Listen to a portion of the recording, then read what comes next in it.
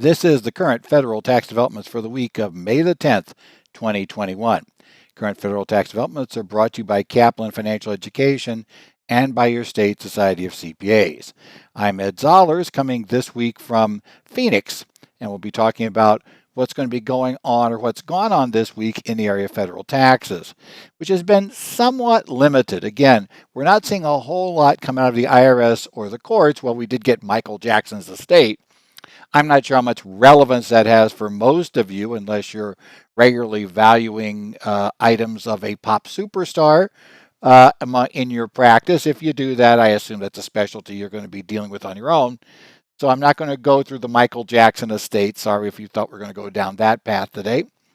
But I'm going to try to go down a few other things that I think may have a little broader implications, let's say, for most of our day-to-day clients. Not saying that maybe you don't have a budding Michael Jackson in your practice, it's one of your clients, and if you do, go for it. But for now, we'll take a look at some other issues. First, we're going to take a look at an IRS discussion of what's the proper way to look at deductible expenses or non-deductible expenses or aircraft used by a sole proprietor. We also have an IRS memorandum that was prepared because it appears during an exam a taxpayer who got hit with constructive dividends from his controlled C corporation attempted to argue that those dividends should not be part of investment income. We'll discuss the IRS's views on that point in their memorandum. And finally, we're going to discuss something that got a bit of coverage this week, which is that the IRS won this week again the right to issue a John Doe summons to a cryptocurrency exchange, in this case, the Kraken exchange. And we'll talk about what's going on there, what they're doing, why it's kind of weird that the IRS always goes in overly broad, then narrows down to what seems to be now the standard, being what they allowed in Coinbase. But we'll talk a little bit about this and also what it means for the IRS and this whole bit with cryptocurrency. So let's start out here, though, with Chief Counsel Advice 2021-17-012 that was issued on April 30th. And this document is taking a look at the use of an aircraft by a sole proprietor.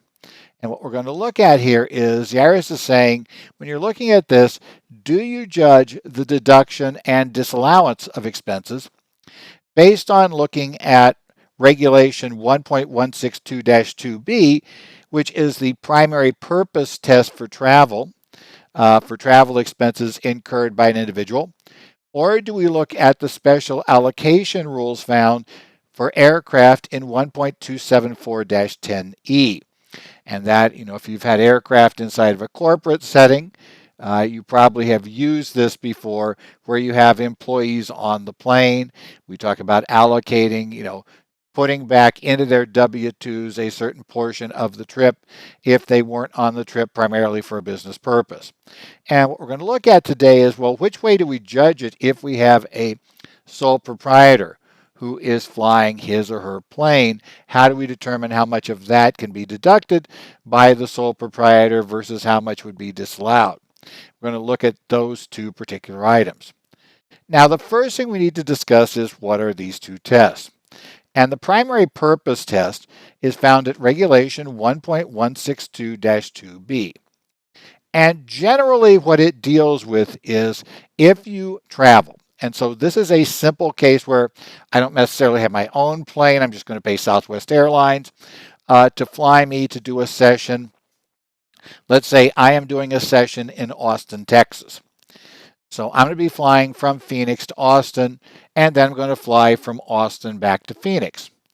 And let's say that I do that while South by Southwest is going on, or maybe maybe I'm a Grand Prix fan, so I'm going to go there for the United States Grand Prix at the Course of the Americas, and that'll just happen to occur at the time I convince somebody in Austin to have me go ahead and do a session.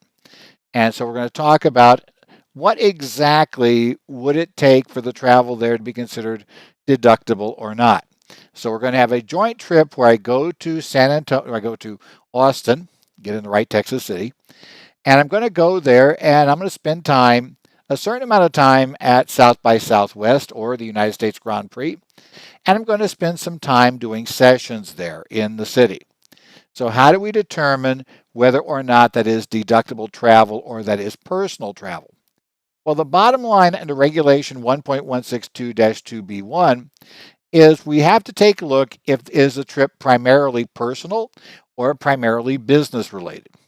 If the trip is primarily personal, then you only get to claim a deduction for expenses that directly relate to the trade or business, effectively using a but-for test.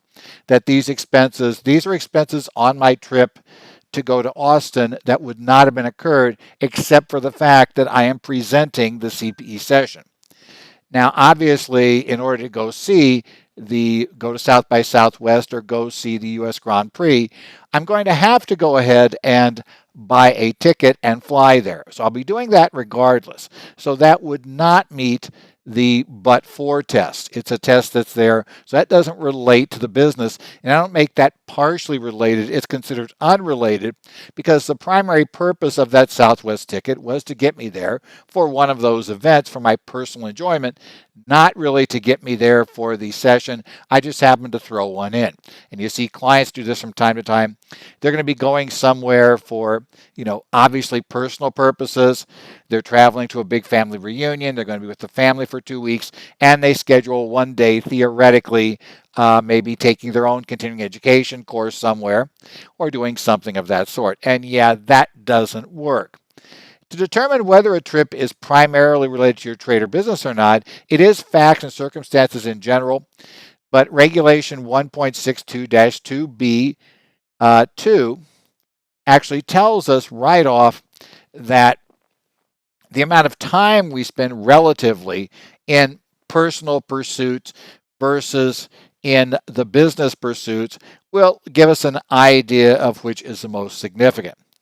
So let's go ahead and let's say that I'm there. And it's really tough for me to figure out. I mean, I suppose I could figure out on the technology side in some way, shape, or form, we could maybe figure out business reasons to be there. I find it really tough for me to figure out a business reason to be at the U.S. Grand Prix. So we're going to use that. Let's assume I was there. I gave 1 day of sessions for, let's say, a firm in Austin. And then I, attended all 3 days of the U.S. Grand Prix. So I went to all 3 days of the Grand Prix, the first day practice, second day qualifying, third day race. So I'm there all day looking at all the other races, so I'm there all that time. The overwhelming amount of time I'm spending on personal pursuits is going to make this trip into a personal trip, absent some really, really compelling evidence that that 1 day for that firm giving that continuing education course was the primary purpose for the trip. And I'm going to say that I have real trouble coming up with that theoretical reason that would suddenly take that trip and make it into a totally deductible business trip. The test is going to be primary purpose.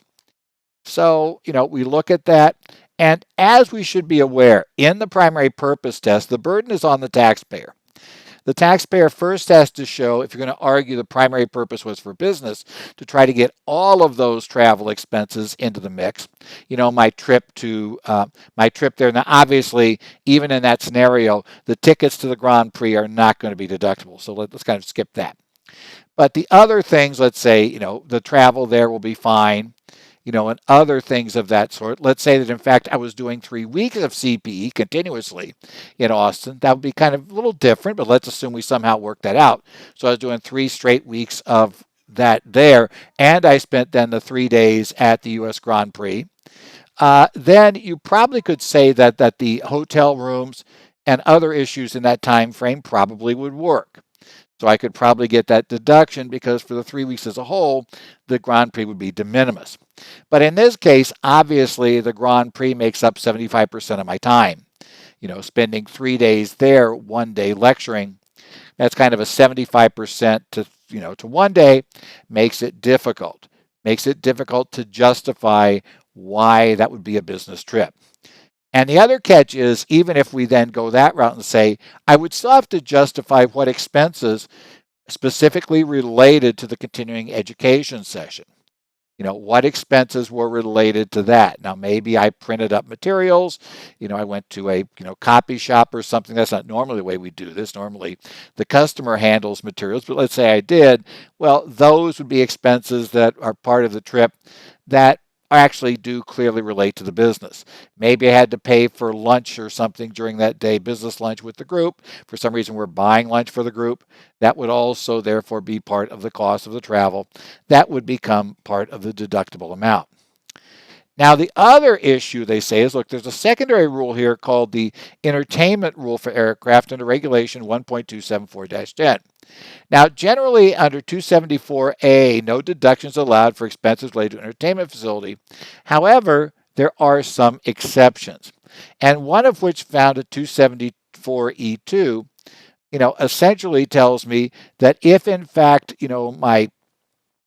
the person that is receiving the entertainment, if that's an employee, so this like goes on an aircraft. So we have our corporate aircraft, let's say, not that I have one, but if we had one, and let's say one of our employees, because we're flying the corporate aircraft to Austin, and one of my employees has family in Austin, we could allow that person to fly, but we have to put certain amounts into their W-2. Generally, there are certain rules that come in there. And that's under special allocation rules found at 1.274. 10 is have certain there at E. We have certain special allocation rules there, depending upon how many people are there for business purposes versus how many people are on the plane just kind of tagging along for personal purposes. And we have those special rules. Now, on top of that, we also have a special rule that says for a specified individual, the amount of deduction allowed cannot be more than the amount of expenses, or I should say, the amount of expenses allowed cannot be more than the amount the person picks up as income. There is a simplified computation of what I'm going to put in that employee's W-2.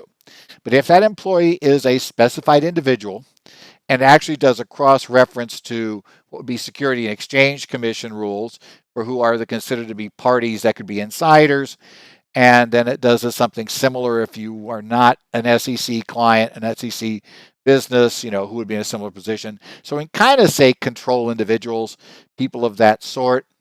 Then we have to have that limitation. And that was put in a few years ago because it was quickly determined that depending upon how expensive your aircraft is, that actual, value of the trip that's going to the W-2 could be considerably less than that person's portion of the costs of the plane in question.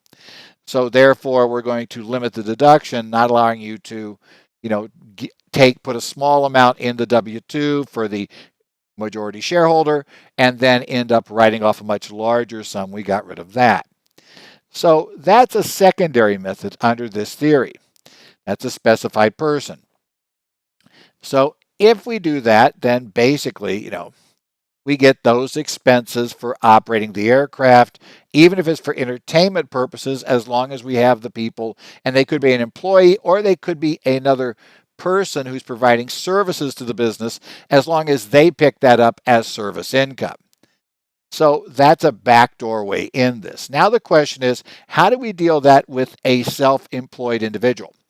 Now look, if we have a sole proprietor and that sole proprietor has employees, then yes, the special rules under 1.274-10E would apply to the employees and the business related that way. But what about the proprietor, him or herself? Can they look down those rules and add back to, let's say, pick up as income the amount that would be the value that the employee would pick up, and does that allow us a deduction? And you might think, well, if that's there too, could that person be somebody who is not a specified individual? And therefore, could we get that break? Because again, these aren't employees, right? So we could get an argument that specified individuals all looks at employees, and maybe we can argue they're not, was the theory some were using. Well, the IRS is coming down and saying, guys, it's not going to work. Let's put it this way. The IRS view is that the primary purpose test is what governs the sole proprietor. So the sole proprietor's portion of the cost of the trip is governed entirely by the business purpose. Is it primarily for business or primarily not? So if the reason for the proprietor being on the plane is primarily for business, that portion is deductible. If it is not primarily for business, the cost of that plane flight will not be deductible to the sole proprietor. Now, the IRS said, look, you can't use the other rule. And they kind of indirectly understand that that argument is going to try to come down and say that they're not a specified individual, so that we could take a small ad and have a big deduction. So I'm sure that's the argument that got this started. They're saying don't worry about it. That's irrelevant because A, the sole proprietor cannot be an employee. We all remember that basic business law, right? You cannot employ yourself. So because the sole proprietor cannot be an employee, the employee rules don't apply. But he is obviously somebody other than an employee, and he is performing services for the sole proprietorship.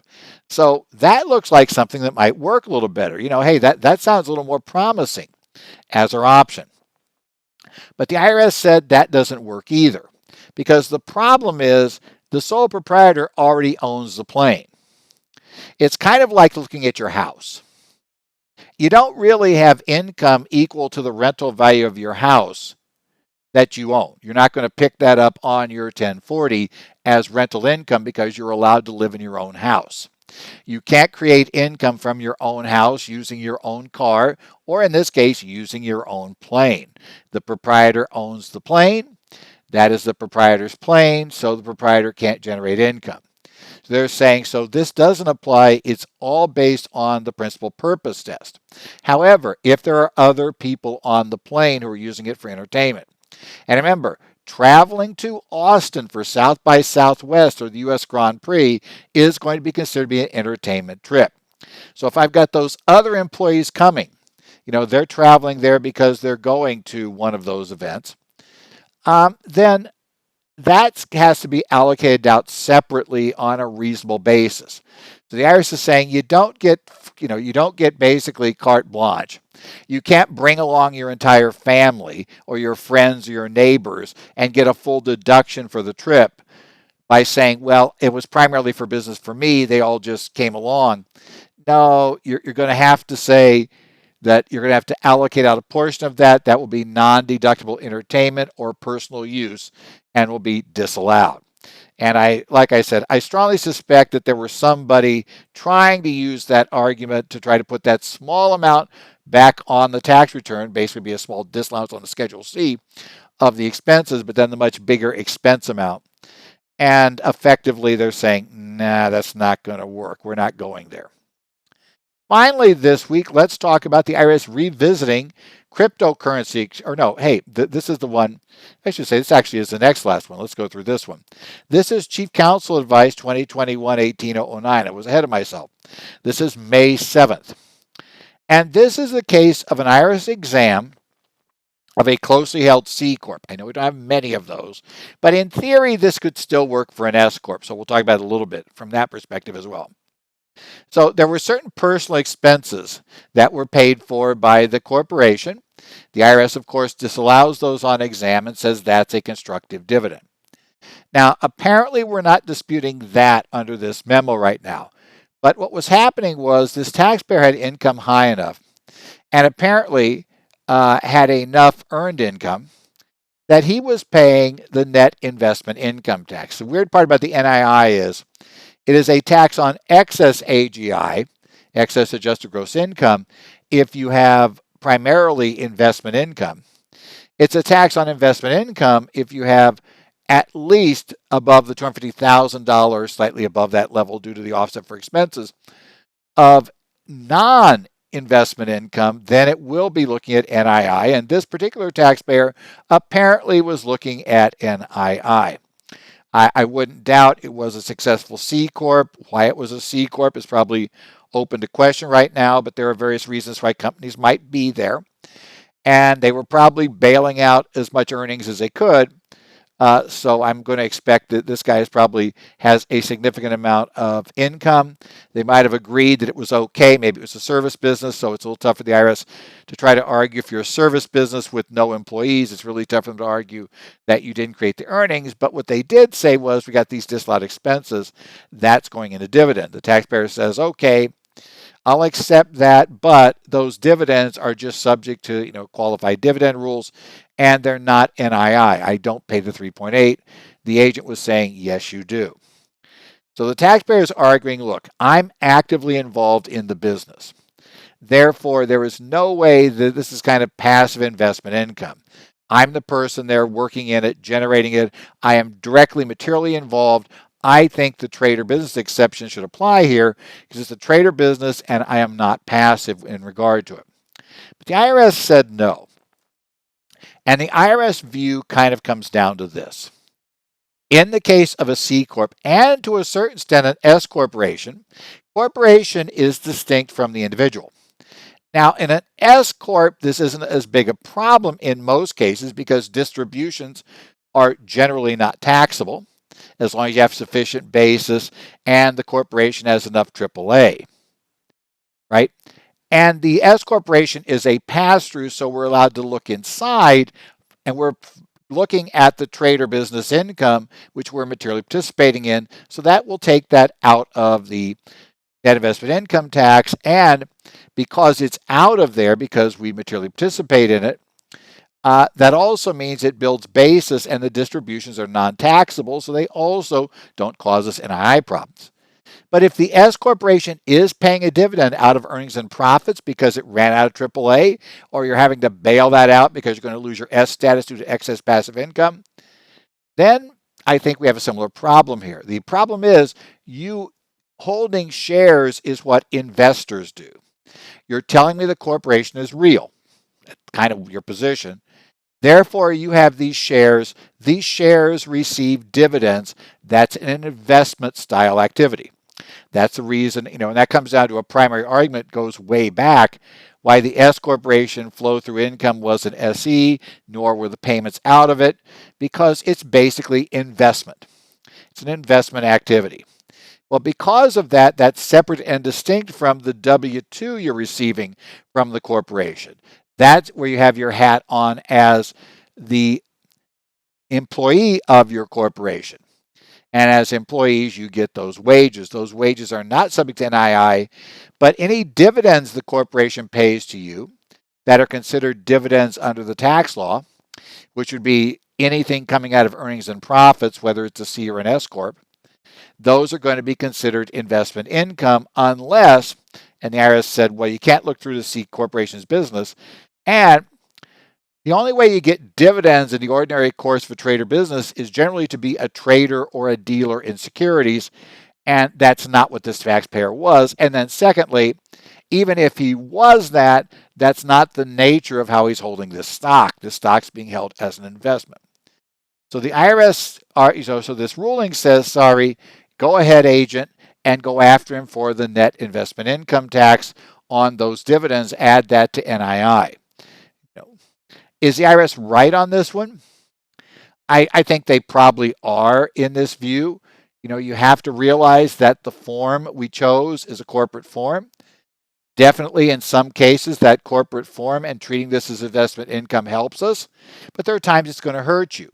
If your business hadn't been structured as that, it's fine, but then you would have had whatever negative impacts that you were avoiding because you continue to treat this as a C Corp. Those negative impacts might not be tax related. If you're planning to take a company public, it's going to be easier, especially with outside investors who are looking or trying to get all your seed money from. They understand taking public C Corps, and it just works easier. The whole system works better if you've been a C Corp for your history. So there may be those reasons, but you have to live with the consequences of those reasons. So that's part of the deal here, and that does mean the dividends from your closely held corporation that are treated as dividends paid out of E&P are identical to the dividends you might receive from General Motors paid out of E&P. Same difference, same issue, same treatment. Now, finally, let's go ahead and talk about the cryptocurrency exchanges I was jumping into too early before. This was the case from the Northern District of California's U.S. District Court, case number 3:21CV02201. This order came down on May the 5th, 2021. The IRS has definitely gone after exchanges before by issuing what are known as John Doe summonses.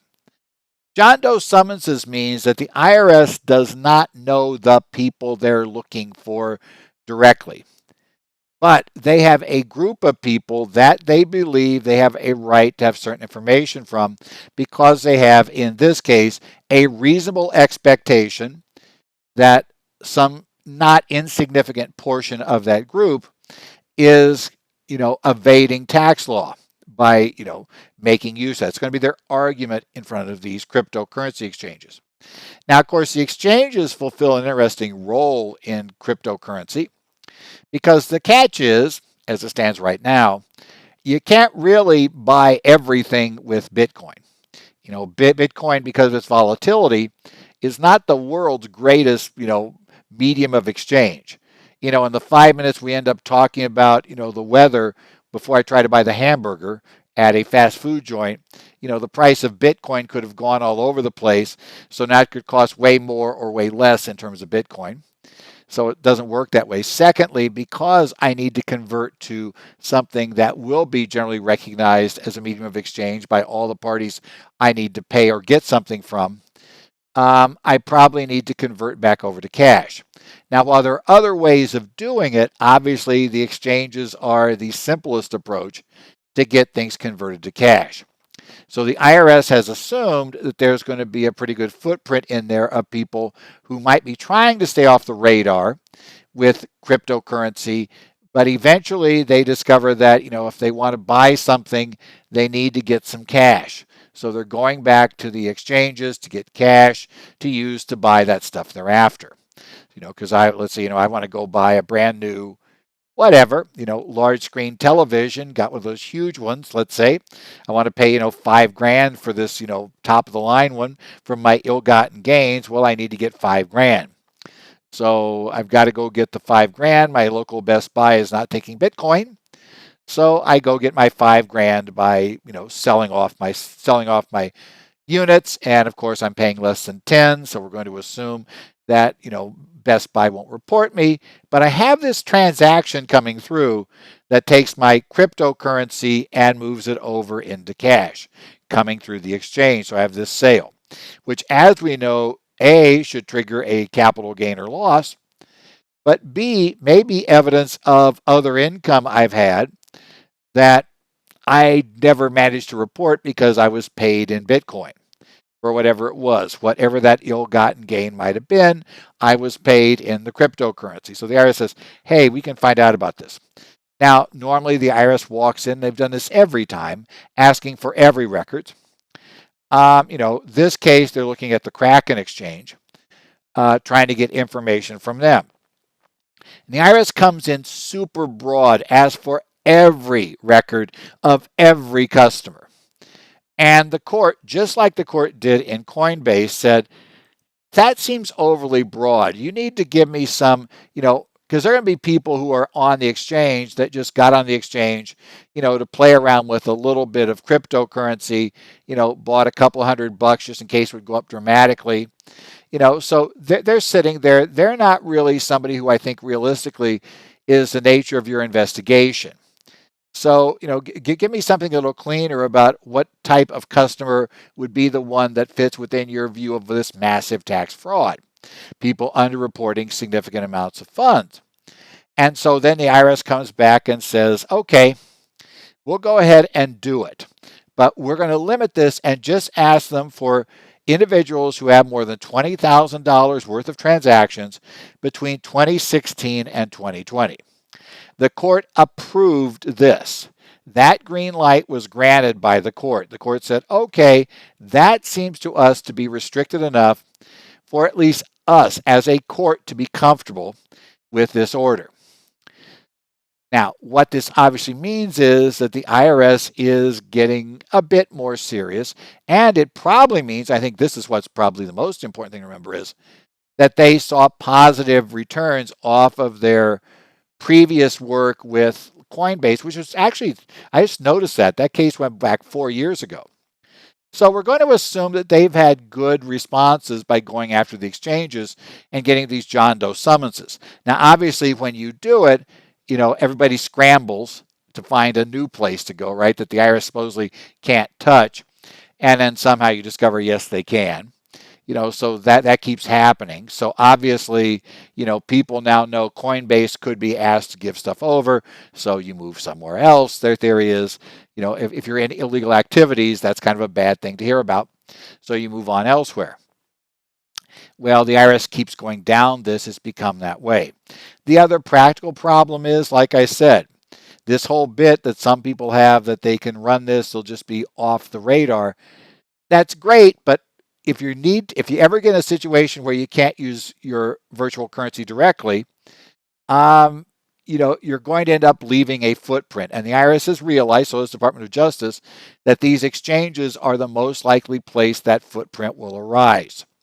And that's where they're going to get this. So your clients need to understand that question on the front page of the return. The IRS is serious about that. And if they discover, I don't care, your client's not been doing illegal activities in general, they've just been trading in Bitcoin or doing whatever else they've been doing with Bitcoin. They have to understand that they better be reporting those gains and losses, because the last thing you want to do is show up on this list. Because my other big concern when you show up on this list, you show up there and they investigate you haven't been reporting, is they're going to start asking a whole lot more questions about where the money came from. And even if it's all legit, you're going to have a long time explaining to them, and showing them and proving them that fact there's not more hidden income. So yeah, I'd tell clients, be sure to report these transactions. If you're using exchanges, I don't care what your theory is about why they will never find out about it. I'm going to tell you that those theories have not been holding up too well over the past few years. So whatever your new theory is, it may still fall apart when we go next. So we'll just keep our eye on that. So this has been the current federal tax developments here for the week of the 10th of May. We have 1 week until this year's filing date. That, of course, we discovered not long ago, but it's May 17th, and then we'll be back on the traditional October 15th year end for extensions. So keep your eye on that. We'll see what happens this week. I will warn you, because it is the filing deadline. There's a reasonable chance that next week's broadcast could be delayed a bit. Just be aware of that. That's kind of thing that can happen when I'm into the last week of filing season, doing my standard work of assuring that anything that needed to be extended got extended, doing all those double checks. So just fair warning about a delay possible next week. I do keep my eye on the Connect sites for Arizona, New Jersey, Minnesota, Illinois, Washington. So if you have some questions, you can post things there. I'll try to keep my eye out. And if there's something I think I can help with, I will try to give an answer there. Otherwise, just check back in here next week. We will be talking about whatever comes up. And like I say, maybe a little delayed next week, but still looking at whatever's come up here. We're keeping our eye on any tax bill proposal. Obviously, it's not rocketing through the Congress at this point, so I think we have a little time to take that into account. It's not something I need to know before the end of tax season. Good news. So we'll get that part done, and I'll see you all back here next week for more current federal tax developments.